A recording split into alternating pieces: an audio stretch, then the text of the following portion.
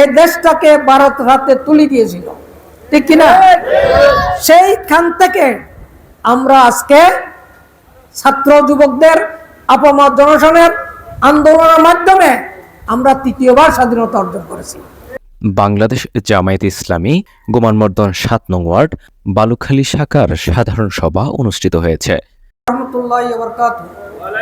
রবিবার ৮ সেপ্টেম্বর সন্ধ্যায় বালুখালী সরকারি প্রাথমিক বিদ্যালয়ের মাঠে এই সভা অনুষ্ঠিত হয়।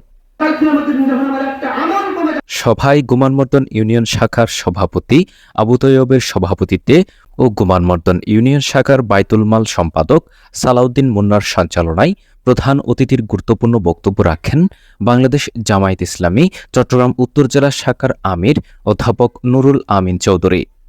কুমিল্লা থেকে হেলিকপ্টার করে ভোটের বাক্স নিয়ে বিশেষ অতিথির বক্তব্য রাখেন চট্টগ্রাম জেলার সহ সম্পাদক অধ্যাপক ফজলুল করিম, হাটহাজারী উপজেলা শাখার আমির ইঞ্জিনিয়ার মোহাম্মদ সিরাজুল ইসলাম, হাটহাজারী উপজেলা শ্রমিক কল্যাণ ফেডারেশনের সভাপতি এস.এম. রাশেদ। শুরুতে দারসুল কোরআন পাঠ করেন হাটহাজারী উপজেলার শুরা ও কর্ম পরিষদের সদস্য মাওলানা আব্দুল আজিজ।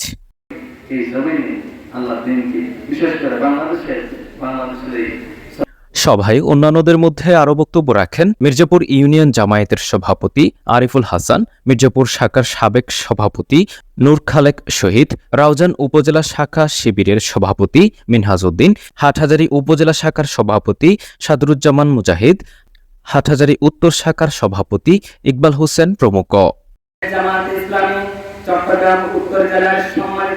পরে বন্যায় ক্ষতিগ্রস্ত কৃষকদের মাঝে নগদ অর্থ সহায়তা প্রদান করা হয়।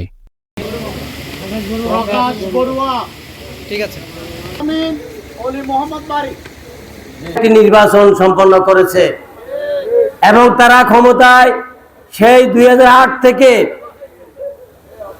2024-এর 5 আগস্ট পর্যন্ত থেকে এদেশের রাজনৈতিক নেতৃবৃন্দকে এবং বিভিন্ন রাজনৈতিক দলকে নির্মূল করার জন্য একের পর এক কর্মসূচি করেছে। তারা জামায়াতে ইসলামীকে নিষিদ্ধ করে নাই, শুধু ইতিপূর্বে জামাতের নিবন্ধনী বাতিল করেছে এবং জামায়াতে ইসলামী নেতৃবৃন্দকে সেই ট্রাইব্যুনাল গঠন করে বিশেষ বিচারের মাধ্যমে জামাতের কেন্দ্রীয় আমির জামাত থেকে শুরু করে মতিউর রহমান নিজামী এবং সেক্রেটারি জেনারেল আলী হাসান মোহাম্মদ মুজাহিদ সহ জামাতের 7 জন নেতাকে তারা ফাঁসিতে ঝুলিয়েছে। যে দল আপনি করলে দুনিয়া এবং আখিরাত দুইটাই আপনার জন্য কল্যাণ, এর চেয়ে বড় নিয়ামত আমার মনে হয় পৃথিবীতে আর কোন দল আছে আমার মনে হয় না।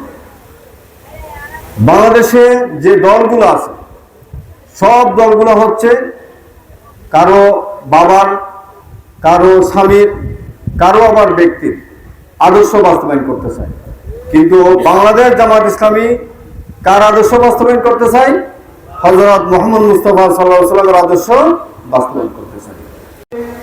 আমরা দিনের সৈনিক, যতদিন পর্যন্ত না এই দেশে রাষ্ট্রীয়ভাবে ইসলামী হুকুমত কায়েম হবে না ততদিন পর্যন্ত আমাদেরকে বিশ্রাম নেওয়ার কোনো কারণ নেই, ঠিক কিনা?